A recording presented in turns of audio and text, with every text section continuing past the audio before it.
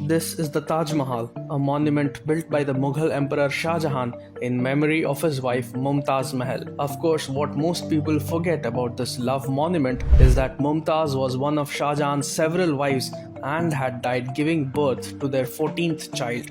But what most people don't know is that there are several other Indian monuments built by women, often in honor of their husbands.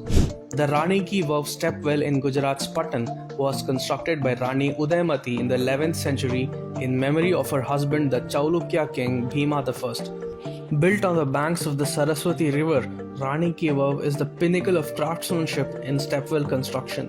The stepwell was commissioned in 1063 CE and took 20 years to complete. Designed as an inverted temple, it is divided into 7 levels with panels carrying intricate sculptures. In the wake of foreign invasions and flooding, the stepwell remained submerged and forgotten until it was excavated and restored in the 1980s.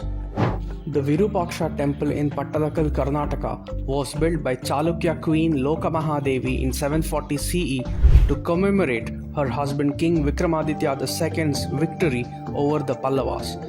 Another interesting aspect to the temple is that it has the inscribed names of the architects and artists who worked to build it. The magnificent temple is also called the Lokeshwara temple as a tribute to the queen who built it. This temple, along with several other temples at Pattalakal, were subject to raids and desecration by the armies of the Delhi Sultanate, Bijapur Sultanate, Mughals and Tipu Sultan. Adalaj Stepwell, also known as Rodabai Stepwell, is located in the small town of Adalaj in Gujarat. It was built in 1498 in the memory of the Waghela king Rana Veer Singh by his wife Queen Ruda Devi. With an octagonal opening on top and 5 stories deep, the walls and pillars of the stepwell have intricately carved designs on it. Interestingly, the temperature inside the well is about 5 degrees lower than the outside.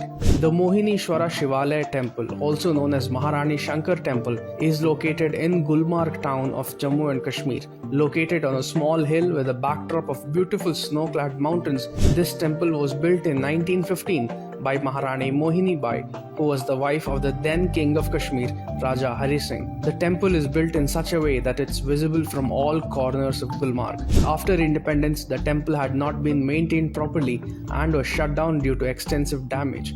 In 2021, it was restored by the Indian Army with the help of local Hindus and reopened for worship. The Rani Ji Ki Bawri or Queen Stepwell is situated in Bundi town in Rajasthan. It was built in 1699 by Rani Nathavati, who was the younger queen of Raja Anirudh Singh of Bundi.